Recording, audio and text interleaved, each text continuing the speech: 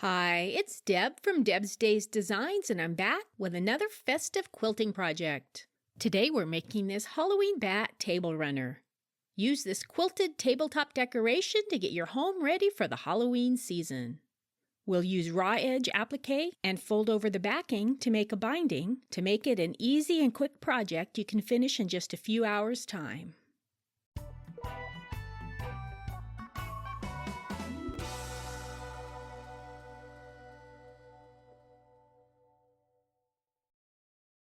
Before I get started, I publish new content frequently, so be sure to subscribe to my YouTube channel or stop by the blog at debsdays.com.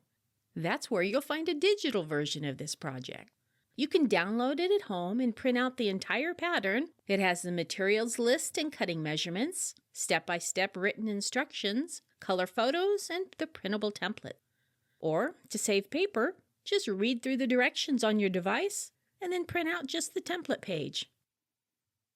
All right, let's get this project started. Along with your regular sewing supplies for this project, you'll need fabric scraps for the applique pieces, fabric for the front, the borders, and the backing, cotton batting, a paper-backed fusible web like Heat and Bond Light, and of course the printable template. You may also find basting spray, stabilizer, a free motion foot, or a walking foot would be helpful for this project as well. First, trace the individual parts of 5 bats onto the paper side of the fusible web.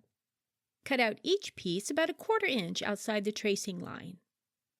Following the manufacturer's directions, fuse the pieces to the wrong side of the appropriate colors of fabric and let them cool. Then cut out the pieces along the traced lines.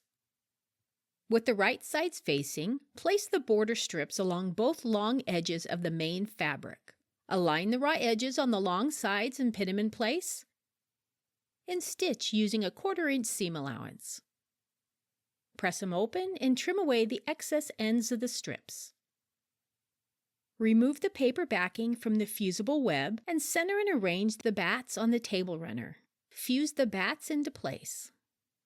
Finish the design by stitching around the raw edges of each of the bats with blanket, zigzag, satin, or straight stitches. I like to try out different stitch lengths and widths on fabric scraps before working on the applique. Place the backing fabric with the wrong side of the fabric facing up. Center the batting in the middle. Center the front piece on top and baste it in place to limit shifting during quilting, and quilt it as desired. I used a combination of meandering and wavy stitching for mine. Since we're using the backing as a binding, do not quilt past the edge of the front fabric. Fold the backing out of the way and very carefully trim away any excess batting or fabric. Unfold the backing and trim the backing fabric so it measures 1.5 inches away from the edge of the front piece. To create the binding and mitered corners, fold the corner of the backing so it meets the corner of the front piece and press it. Open up the fold and cut on the creased line. Fold the cut corner over the corner of the front piece and press it. Fold each side so the raw edges of the backing meet near the raw edges of the front and press it.